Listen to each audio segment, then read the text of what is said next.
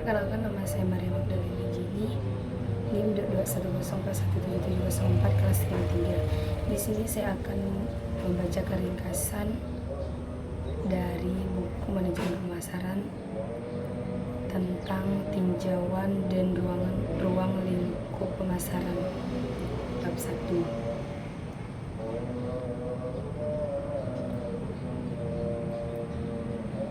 Definisi pemasaran.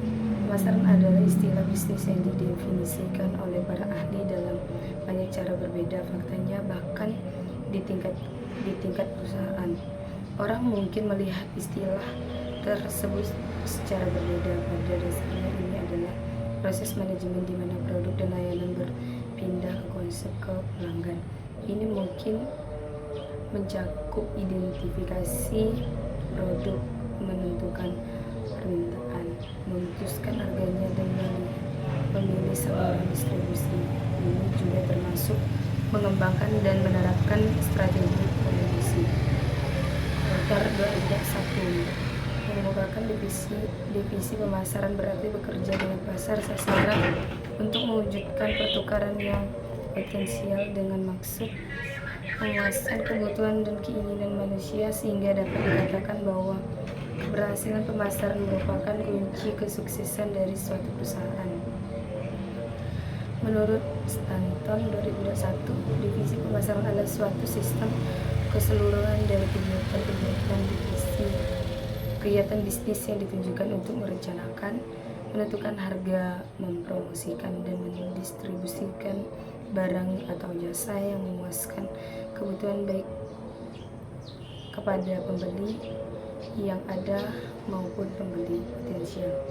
Ada juga yang mendefinisikan bahwa pemasaran adalah fungsi organisasi dan serangkaian proses untuk menciptakan, mengkomunikasikan pelanggan dengan cara yang menguntungkan organisasi, mengaku kepentingannya pasar dengan orientasi konsumen yang lebih kuat, dan pendekatan manajemen yang lebih luas yang menekankan pada perannya dalam mengarahkan arus barang dan jasa ke konsumen. Dengan kata lain, pemasaran untuk dipandang sebagai kinerja aktual dari fungsi.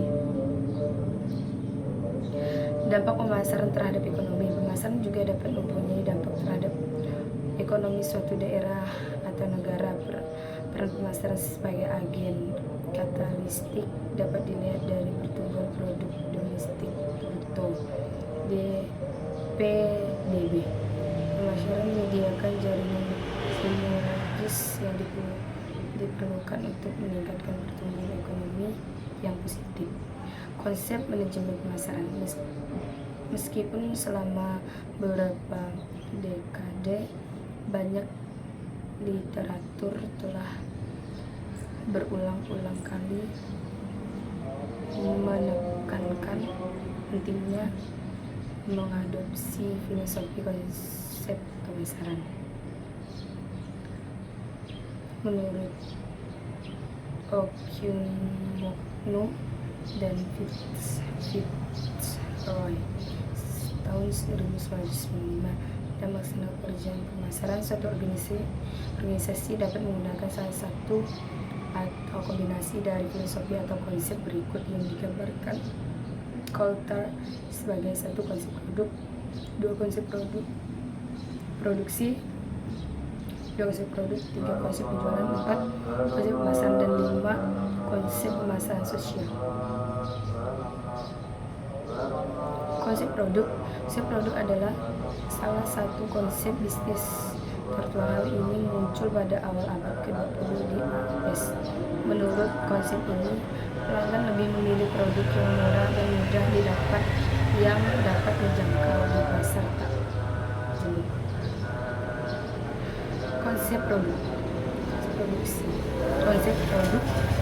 Konsep produk menyatakan bahwa pelanggan atau konsumen lebih menyukai produk yang memiliki kualitas, kinerja, dan fitur tertinggi.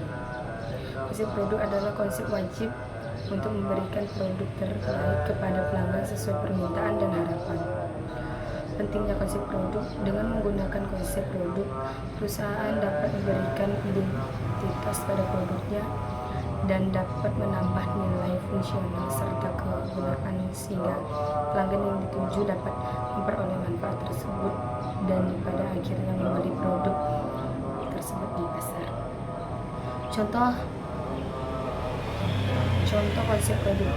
Apple adalah salah satu perusahaan yang sangat menggarap konsep produk untuk memberikan produk terbaik kepada konsumen. Produk Apple dianggap berkualitas sangat tinggi dengan fitur inovatif dan performa hebat.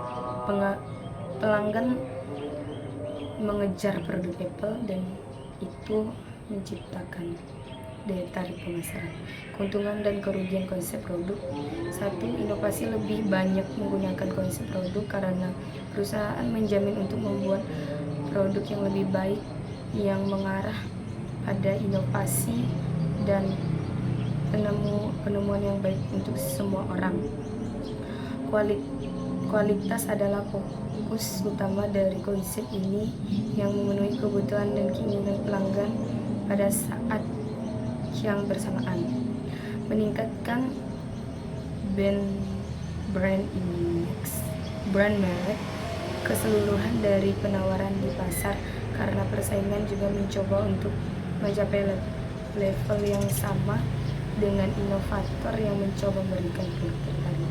Kekurangan adalah menghasilkan produk mahal yang kebutuhan dasar karena semua produsen berusaha memberikan produk terbaik kepada pelanggan meskipun pemerintah dapat dipenuhi.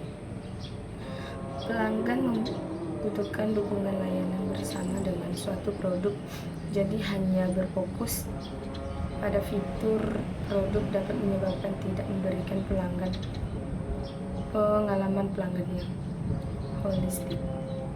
Konsep penjualan didasarkan pada premis bahwa pelanggan tidak akan membeli barang atau jasa merek Anda kecuali Anda melakukan aktivitas penjualan dan promosi dalam skala besar. Oleh karena itu, bisnis dan perusahaan harus melakukan kegiatan promosi dan pemasaran untuk mengakselerasi produknya di pasar. Konsep penjualan berfokus pada peningkatan penjualan yang baik dibutuhkan konsumen maupun tidak. Ini juga berarti Anda ingin meningkatkan transaksi penjualan daripada membangun hubungan. Hanya ini didasarkan pada asumsi bahwa pelanggan akan menyukai produk tersebut jika Anda meyakinkan mereka. Keunggulan konsep penjualan. Jenis filosofi pemasaran membantu perusahaan meningkatkan volume penjualan mereka, pasar kompetitif di mana-mana, dan jika perusahaan tidak dapat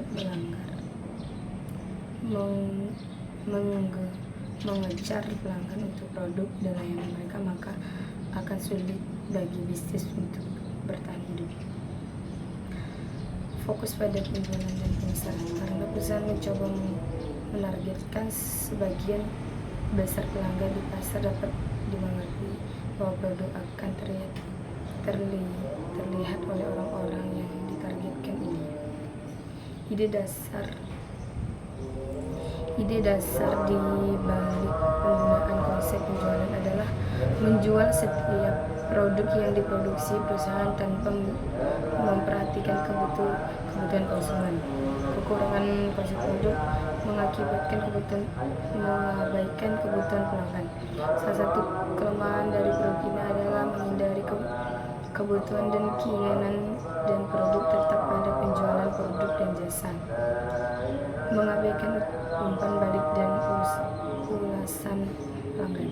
Menurut konsep ini, perusahaan tidak memperhatikan tanggapan dan review dari pelanggan yang mana tidak benar, karena dengan bantuan umpan balik pelanggan, perusahaan dapat meningkatkan produknya. Fokus jangka pendek. Ini fokus pada tujuan dan sasaran jangka pendek perusahaan, dan itu adalah penyelesaian persediaan. Dengan cara ini, perusahaan tidak memiliki masalah modal kerja dan dapat menggunakannya untuk proyek menguntungkan diri. Contoh konsep penjualan perusahaan asuransi. Perusahaan asuransi mengikuti konsep penjualan dengan dengan berasumsi bahwa ia baik untuk semua orang dan semua orang harus membeli asuransi. Rencana pemakaman prabayar. Tidak ada yang abadi dan setiap orang pada akhirnya akan mati. Itu membuat semua orang perlu merencanakan pemakaman mereka sebelumnya. Menjual ensiklopedia memuat informasi dasar tentang segala hal. Jika Anda memiliki rumah dan keluarga, maka Anda harus memiliki ensiklopedia di rumah tersebut. Penjualan door to door. Penjualan dari pintu ke pintu, mengunjungi rumah semua orang dan mencoba menjual barang rutin. Konsep pemasaran berorientasi pada pelanggan. Ini menempatkan pelanggan di tengah-tengah proses pemasaran, mencari tahu kebutuhan dan keinginan pelanggan, kemudian memutuskan kebutuhan tersebut dengan lebih baik daripada saya. Perbedaan konsep penjualan dan konsep pemasaran. 1. Dalam konsep penjualan, orientasi penjualan adalah untuk menjaga bisnis dan produk yang dihasilkan, sementara konsep pemasaran berorientasi pada kepuasan konsumen.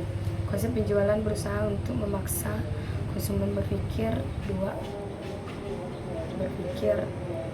tentang produk. 3. Tidak awal konsep pemasaran adalah target pasar sinyal tersebut yang dilakukan oleh pasar adalah proyek untuk mengetahui kebutuhan konsumen. 4. Fokus utama dari konsep pemasaran adalah pada kebutuhan konsumen. Konsep penjualan lebih menekankan pada produk yang sudah ada. 5. Konsep penjualan memiliki rencana bisnis yang jaga pilih dengan mengambil posisi yang baik di pasar. 6. Upaya yang terlibat dalam konsep penjualan hanya mencakup promosi dan persuasi. 7. Dalam konsep pemasaran, harga ditentukan berdasarkan berbagai faktor yang ada di pasar. Konsep pemasaran sosial. Ide konsep pemasaran sosial didasarkan pada kesejahteraan seluruh masyarakat karena mempertanyakan strategi konsep pemasaran. Pasar sasaran. Ide pasar sasaran didasarkan pada konsep segmentasi pasar pemilik, bahwa setiap pasar dengan permintaan yang berbeda.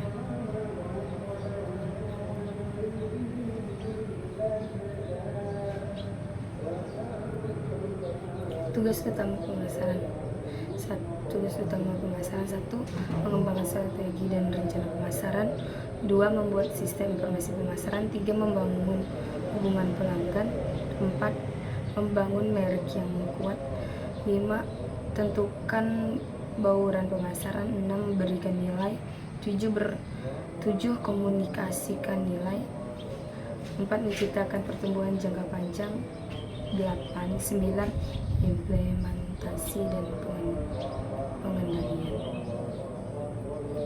Sekian dari saya, terima kasih.